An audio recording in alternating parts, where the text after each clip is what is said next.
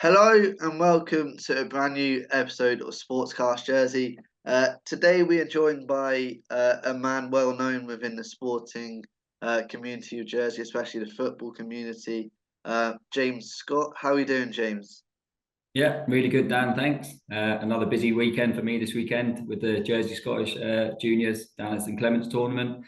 That was a busy weekend and successful as well. So that was good. All good my end, mate. What about yourself? Good. Yeah, not bad, thanks. Not bad, thanks. Been a good weekend as well. Always busy, always busy. Happy birthday for yesterday, mate. Cheers, cheers. Getting old now. Don't look it. Don't look it. uh, just want to start. Obviously, we're here. You're kind of moved full time into football and events and what have you. But I want you to kind of describe for people who might not know, who are only just hearing about it, what exactly you're doing. JS Football is the name for it. So just tell us a bit about it. Yeah, thanks, mate. It's exciting times for me. I've taken the leap, so to speak. I've been a teacher and up to an assistant head teacher over sort of like the last 19, 20 years up at Grayville School, and had some great times up there. And then behind the scenes, other than being a teacher, I've been heavily involved within football, and it's just come to a point in my life where I think that there's been a bit of a shift, and everything that I've been doing with regards to football, I'm sort of taking the leap and want to do it full time going forward. So there'll be lots of different sort of strands to JS football. The main aim and objective is very, very simple, and that's to use football as a tool to give opportunities and experiences to footballers across all age groups, from minis all the way up to seniors, that's the main aim and objective, really. Yeah, nice. I was going to ask this question a bit later, but you mentioned it there. It's a big leap for you, and how sure are you that this is a good move and exactly what you want to do? How big a decision was it? Yeah, it's a big decision. I'm not going to lie. I think a few people are wondering how I'm going to make it happen. So hopefully after this conversation, people will be a little bit more sort of understanding, and they'll see where exactly I'm going with it. It's been a big decision, but at the same time, I believe it's been the right decision. Over the last few weeks, I've been getting everything together, ready for the official launch. We're pretty much good to go. The website, socials, as you know a lot about, Dan, socials are important these days. So I'm at a point where I've taken the leap and it's time to get going. So I can't wait to get started now. Yeah, definitely, definitely. As you mentioned as well, there's loads of different strands and areas to it. First one I want to touch on is JS Academy. It's kind of given, from what I read, is giving the kids a platform to showcase what they're doing and also a training camp as well. Just explain a little bit behind your thoughts behind that and kind of what your plans are for that side of things. Yeah, so JS Academy, obviously, there's a lot of youngsters these days that play a lot of football, whether it's with the clubs. So the JS Academy is going to be a slightly different model, and it will be a sort of 6 to 8 week training program. And I want to treat those youngsters as an academy player for those 6 to 8 weeks. And they'll have a proper bespoke training program put together, where there'll be loads of additional things that probably don't happen. The age groups I'll probably be starting off with that I know really well currently at the moment. Next season it will be the under 12s, under 13s, and under 14s. So they're the age groups that I've been working closely with junior football over the last few years. So I know a lot of the players. I'll go out, watch the players playing games, then I'll invite a squad and train them for them 6 to 8 weeks. We'll be looking at different things, not just on the football pitch. We'll be looking at nutrition, and then we'll mix up the training a little bit and probably do things like a little bit of speed and agility work. And then at the end of the 6 to 8 week program, we'll look to take them over to the mainland to play against a professional academy setup. So they've got that end goal of something to work towards. I just want to give that little bit of water in between Jersey and the mainland can sometimes be a bit of a barrier. So if we can use this to showcase the talent, and we all know the talent that Jersey has, and give them that opportunity and experience to do so. For Jersey's best players at a younger age, it can only be a good learning experience for them, and something hopefully that they'll be keen to be part of. Yeah, definitely, and it kind of gives those kids and that goal of something to go towards, like you said, to go and showcase their skill at a club as well. And I think that's a really good idea, and just to give them something different as well to their club football. So yeah, really good idea. Um, I want to move quick because there's a lot to cover. 3-3 jersey as well. Um, Tell us a bit about what 3-3 is and how that could be a good social addition to Jersey, and why you think bringing that in is a good idea as well. Yeah, so 3v3 is something that's becoming bigger and bigger across sort of the whole of the UK and around Europe. It's basically inflatable football pitches, smaller goals. Ball doesn't go out of play. Visually, it looks great. It's mainly for the younger sort of age groups of primary school children, but I'm sure senior teams would also like to use it to mix up training a little bit as well. So yeah, it's high intensity, loads more touches. The ball doesn't go out of play. Yeah, so it's a really just fast feet, fun environment for the youngsters to play in. If you speak to anyone that's been involved, especially over the last few years, the small-sided games is massive and growing year on year, and especially for the younger age groups, if you can give them more touches with the ball, be involved, even though it's 3v3, they're always involved in the game, whether they're on the ball or not. And yeah, it's just a fun environment for them to learn. And as we know, if they're having fun, they're probably learning a few things along the way as well. So it's just letting them play within that environment. And then obviously the addition of the air pitches, it should be something that the youngsters of Jersey should enjoy. And I'm looking forward to getting it out there and letting them see firsthand and let them play with a smile on their faces. Yeah. And how important is, obviously this is a different style of football, different kind of um, way to play football, I guess, is for want of a better phrase. But how important is that to give the kids different ways to develop and help their game? And I know some will see this as a fun kind of it is fun, but the way you're talking about, you get lots of touches, it's quick, it's so they'll improve naturally by playing this as well. So how important is that? Yeah, I think youngsters just need to try and play in different environments. They learn something within every football environment that they're involved in. And yeah, so if you speak to any coaches or any managers at a younger age, if they can be on the ball a lot more, as you said, and I said previously, more touches, it can only be a good thing for them technically, and also the enjoyment part of it as well. So it's a new concept, and as I said, it's growing in size right across Europe. So I'm really pleased to bring it to Jersey, and I'm sure I would actually love to get it out to one of the big things, Dan, that I really want to touch on and let people know today is that I want to use these air pitches to go out in the community, maybe in the social housing areas, and put them out maybe on a Friday night, so that then the children can come out and just play, just let them play. So even though they're mobile, they can go literally absolutely anywhere. If there's any charity events out there and they think football would be a good idea to be part of it to keep the children a little bit busy, feel free to reach out. I'd love to be involved in those sort of charity events. So yeah, community and charity events is massive for me, and something that I'm really keen to get involved in, and then get the air pitches out there and get everyone using them. Yeah, definitely sounds like a good idea, especially the charity and the community kind of aspect to it as well, and giving them something to do on a Friday night or at an event as well. So Yeah, on that, Dan, you yeah, just mentioned the Friday night there.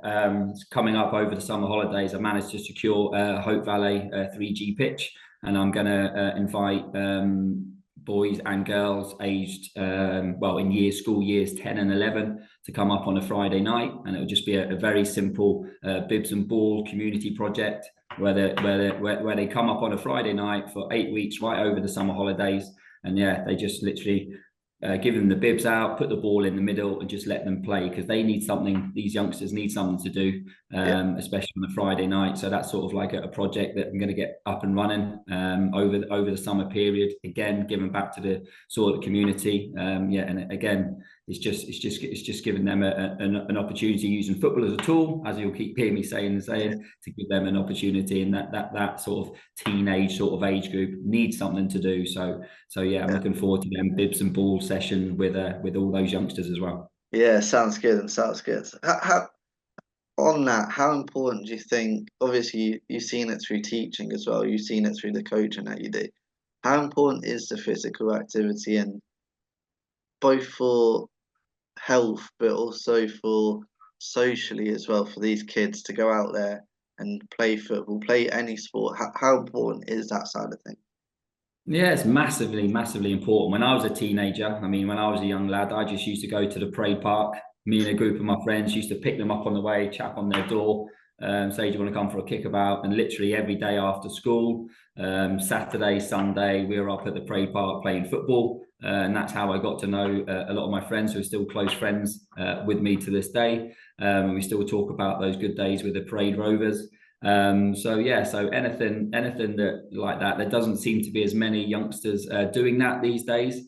There are, I mean, if I see that sign, it's probably the worst sign ever invented, no ball games, up in housing estates and areas, so they can get rid of them for me massively. Just we're in a place where we know how important it is for these youngsters to get out and about, for the social aspect, as you mentioned, for the mental well-being, using a football that a number of youngsters enjoy having a kickabout with their mates. And if we can do that with many different projects, or just give them an environment or somewhere to go where they can just turn up and play, we all know the benefits of that. So it's something that's massively important to me, and it's something that I want to give back to the local community, because at the end of the day, they are the future of Jersey. So we need to make sure we keep them occupied, and so for the mental well-being and the physical,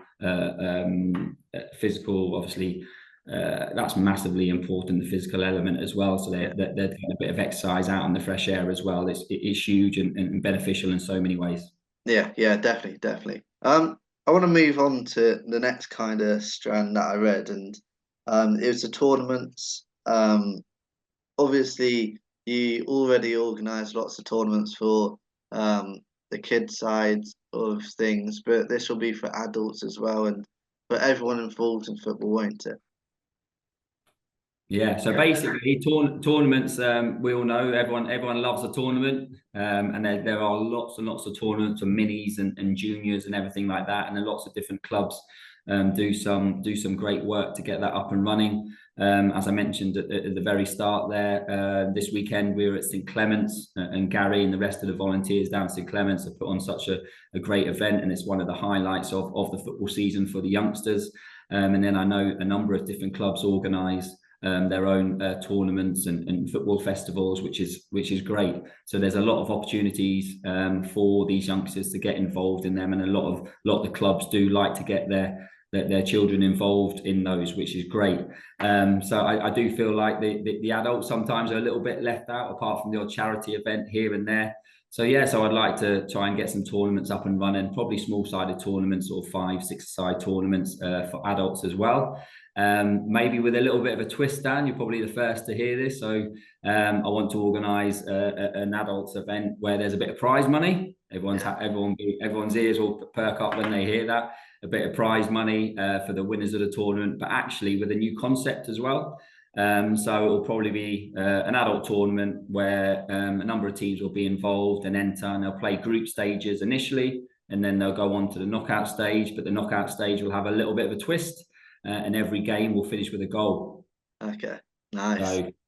So it should be entertaining. Just to how's that going to work? So basically, very quickly, if a team's winning at the end of the time, a team's winning 2-1, then it will go into additional time. It will be the first team to get to 3 goals. So obviously, if that team that's winning 2-1 gets that third goal, game finishes, they're through to the next round. However, with the twist, the other team that's losing after full time at 2-1, if they then score another one to make it 2-2, game on. And then if they have managed to score another one, that all-important third goal, they would then qualify and go through. So the game would actually finish on a goal. So again, it's a completely new concept.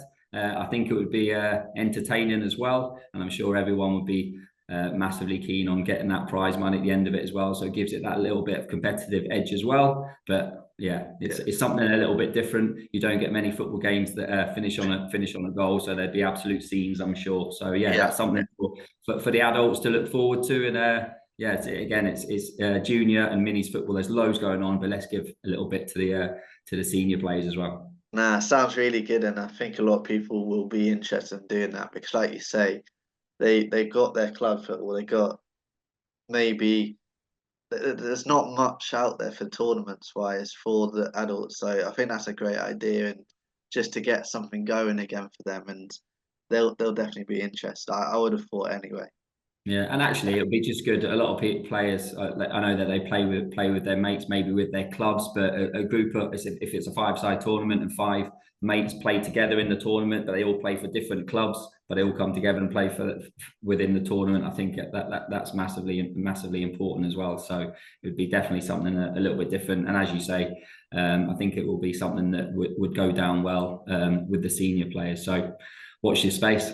Yeah, exciting times, exciting times. Last kind of question on JS football and what have you.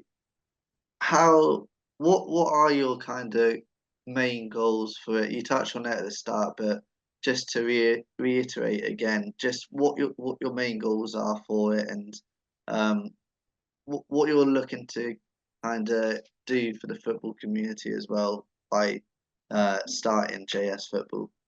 Yeah, so there'll be sort of 6 core strands to JS football. I mentioned the main aim and objective is to use football as a tool to create experience and opportunities for youngsters and senior players as well, right across the board. So there'll be the JS Academy. It'll be, secondly, be working with out in the community, community projects and charity events, the 3v3 pitches, school holiday camps. We've got Rangers coaches and Celtic coaches coming over this summer. So 10 coaches, 5 of each. For a week's long camp in the summer again. So I've got more ties and links with other professional clubs as well. So looking to bring them over within holiday camp. So that's the 4th one. The 5th one, which I think I tested the water a few weeks back and hosted a 3v3 Jersey birthday party. And it went down really, really well with all the children involved, and a number of parents took my contact details after that because they wanted to have one as well. So I think the birthday parties should go down pretty well. I'll be using Grainville School as the facilitator for that, using their new Astro pitch, or if it's wet, we can use the sports hall, which is absolutely fantastic. Keeping my link with Grainville there, which is great. And then, yeah, as I said, the final one, the 6th one, is organising those all important tournaments right across the age group as and when they're needed. Nah, sounds really exciting. It's good to see as well something different for Jersey football and the sports community again. Want to move on a bit now to your thoughts on a few things, and obviously Mirati week as we speak, and plenty of memories from that game yourself. What kind of stands out about that game and how special it is, and is there a game that stands out to you from when you played in it? Yeah, the Marathi is obviously always a special occasion. It's a massive game of football. Historically, we know it's probably the biggest game in the Channel Islands without any question. So yeah, lucky enough to be involved in a number of them through the years. Yeah, it's funny. You sort of try and remember certain games, and you remember little snippets. I was lucky enough to. I think I only lost 1 or maybe 2 Marathis over the years, and I managed to win a lot more. So I was quite lucky in that respect. Yeah, the one, funnily enough, the ones that you lose, you actually remember them more than the ones that you win, because obviously they hurt the most. But yeah, it's just a great day. Great to be involved in the Marathi Day. One of the highlights is probably towards the end of my career. I managed to walk out with both my daughter, my son, Scarlett and Ethan, holding their hands, walking out for the lineup. So that's something that I'll always cherish and always remember. And lucky enough, I managed to get the photo at the end of it with the trophy with my wife and my 2 kids. So that's something that I'll always remember. And actually, Jack Boyle actually got a canvas made up for me of that photo and gave it to me, which is really, really kind of him. And it's something that's still up in the house at home in the hallway. So that's something I'll always remember. But yeah, it's just a great day, and I wish all the boys the very best. The upcoming Marathi, and I hope Elliot and the rest of the lads play well and get the job done again. And it's a great day for local football. Yeah, definitely. On local football, what are your thoughts about local football in general at the moment? Obviously, there was disappointment last weekend for Jersey Bulls, losing in that semi-final. So that's disappointing, but it was a good season still, and finishing second in a league where the first place were runaway leaders. And also your opinion on local league as well and the way that's going. Obviously, St Clement's did brilliantly, won the league this year, but what are your thoughts about local football in general at the moment? Yeah, I think local football is in a fairly good place at the moment. I think Jersey Bulls has definitely given the local players and the best players on the island that opportunity that they were craving. So I think it's been a fantastic addition for our most talented sort of players. Obviously, they've been a little bit unlucky, as you mentioned there, with the playoffs this season not going their way. But yeah, you just have to go down to Springfield or drive past Springfield. You can hear the noise and everything like that. So I think it's been great for the local community to get involved in the Jersey Bulls, and it's definitely been a great addition. I think the challenge for them will be in a number of years' time. If, for example, they're not getting promoted and they're at that level, and it's a massive commitment for all the management team and all the players. I don't think people understand how much of a commitment it is. These players are giving up so much time, their holidays within work to go away and play midweek games and stuff like that. So it's a massive commitment. Obviously, all voluntary as well. So it's a massive commitment, and I think it's been good for local football. It obviously has had, as we all know, it's had an impact on the local sort of combination league, but that was always going to be the case. Has it made the local league more competitive? Yes. Has it dropped the standard slightly? Yes. Is that a bad thing? There's pros and cons of that, really. Yeah, so I think local football, with regarding club wise, it's definitely a little bit more competitive, and yeah, I think it's in a good place at the moment. Yeah. I put The a only thing question. I will say, Dan, sorry, it's just gone to my head. It's just gone up there. I think we need to try and really. We know that all these minis, all these juniors are coming through, and there still seems to be that drop off about 16 to 18-year-olds, and the numbers seem to get dip at that age group, and the number of clubs involved at that age group. Hopefully, with all this football at younger ages coming through. I mean, I didn't start playing football till I was 12.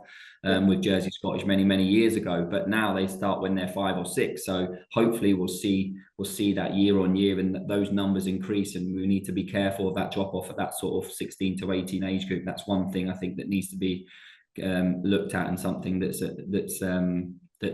needs to improve going forward. Yeah. And the next kind of question I put down here was what changes would you make and what do you think would change? So obviously that you see that as a good problem. Well, a problem.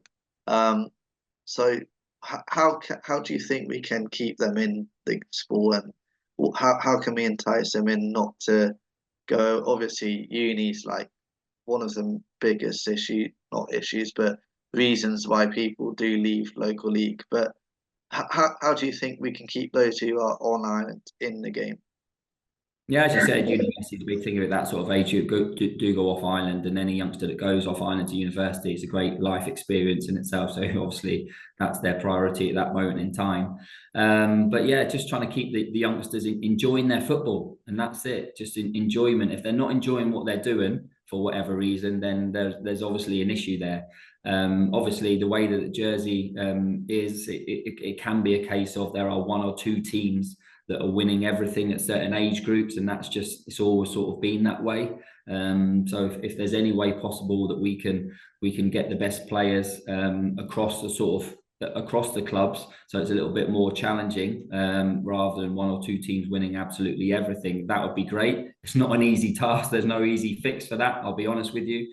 But that's something that we could possibly look at. Something that I think would be great is for Friday night games within the local sort of Premiership and everything like that. I think it's something that's not really done at the moment. If they go down and play on a Friday, it would mean they would free up their weekends a little bit as well, so they can spend time with their friends and family and other commitments. So those Friday night games down at Springfield, you could have a couple of games back to back down there. The social aspect, obviously, for the adults could go in the bar afterwards. That would be a really good addition, and I think something that should be closely looked at. Yeah. There's been a couple of Friday night finals, and they were really good this year. So I do agree with that, and I think it would be a good addition to the calendar. One thing you touched on, starting young, the kids in the junior setups. As you go down the leagues, well, even in the Premiership, St Paul's got a really young side, but then as you go down the leagues, sorry, you see the likes of Trinity and Jersey Scottish coming back strong as well. So I want to talk about Jersey Scottish. Obviously, you're heavily involved, and you're seeing the kids kind of come through the age groups and what have you. So how good is that to see them stick together and as one team and develop as a team? And how hopeful are you that they will continue sticking together, and then Jersey Scottish might have a senior team one day? Yeah, that's definitely the long plan. The long-term goal is to get Jersey Scottish a senior team up and running again. But when the time's right, we're quite new to it. We're learning as we go. Obviously, when I played for Jersey Scottish in the early 90s, that sort of era of we were as a club very successful back then, and then year on year the junior team started to fizzle out, and then the first team then folded, and then we were just left with an over 35s team that ticked us over for a couple of years, and then it just so happened at that point, I got my son and 7 of his mates in my school sports hall once a week for a little kick around. And it sort of like snowballed from there. They were really enjoying it. The parents were enjoying it. So that was just over 4 years ago. And then it's grown in size since then. So it's a case of slowly but surely. So now we have youngsters playing the game from school year 1 all the way up to now under 14s playing up in the under 15s league. And we're conscious that we don't want to grow the club too big too quickly. So it's a case of so far so good. We're building a fairly good reputation within local football now, I'd like to think, and that's down to all the hard work of all the volunteers. We're lucky enough to have a lot of dads that put their names forward, and our coaches, each age group has 2 or 3 coaches that are dads, so they have that invested interest, giving up a lot of their time. And we're sort of like reaping the rewards of all their hard work now, and being successful. We're lucky the tournament just gone. We won the under 11s and under 12 sort of age group. And when the time's right, year on year, we'll. The plan is for Jersey Scottish to have our first team up and running again. But when the time's right, we really want to create. A number of the other clubs have had over the years, they've had a lot of youngsters coming through, and they don't want to play for any other club. So hopefully that's something that we're creating at Jersey Scottish. We're getting a number of people getting in touch with us now, wanting to join the club, which is a good thing. We actually don't have any space, but it shows that we must be doing something right. And year on year, and hopefully one day we'll all the best players will play for the Bulls anyway. But hopefully one day, if they do, that's great. And I think we've done our part in their footballing journey, and they can go and be successful, hopefully with the Bulls. But then hopefully when the time's right, we'll start up a Jersey Scottish first team, and hopefully be successful with that as well. But slow and steady is the way forward, Dan. Yeah, definitely, and I think you're doing a great job, you and all the volunteers, because every time I get up, it's a great feeling, and a proper community family feeling. So yeah, you're doing a top job. Yeah. Final kind of question for you today. Um, what are your plans going forward within Jersey football? Obviously, there's been a few jobs come up over the last few months, managerial jobs. Um, Obviously a few in the Premiership, St Peters, Wanderers, Greenville off the top of my head. Um, Obviously Jersey Bulls job has come up as well. Um, is managing something that you are interested in doing going forward, and maybe taking one of those Premiership jobs? Premiership jobs wise, I'm a one club man. Jersey Scottish is the only team that I've been involved with since a very young age, so I definitely won't be going to any other club. But I've maybe managed Jersey Scottish as and when the time is right. So with regarding the clubs, no. I must admit, when I seen the Bulls managerial job come to light, I did think twice. I thought, that interests me a little bit. It's definitely something that would have interested me, as did the JFA job when that senior post came up as well. But for me, it's all about timing. And unfortunately, at this moment in time, with me setting up JS football, heavily involved with all the minis and the juniors with Jersey Scottish and all the extra things that I'm looking to do going forward. I just wouldn't be able to invest the time that's needed to do the Bulls job. So I wish Elliot all the very best. I'm sure I'm sure a few people will put their name in the hat, but I think he's probably, in all honesty, the man for the job. He can invest a lot of his time and effort into it, and I think he'll do a great job. But yeah, it's just when the time's right. The time is just not right at this moment in time. It actually has been quite nice. I've had a couple of players from the Bulls and from the JFA get in touch and ask whether I'm going to be putting my name in the hat for those jobs. And yeah, even though I was tempted when I heard about it initially, I've got to be realistic and understand that I've got a few things on my plate currently at this moment in time, and the time is just not right, because I need to concentrate on what's important for me currently at this moment in time. But who knows what the future has in store, Dan. Yeah, definitely. Final question about JS football. How can people find out more through searching up, and how can they get in contact with you as well? Yeah, so JS Football, I'm about to launch it officially very soon in the coming days.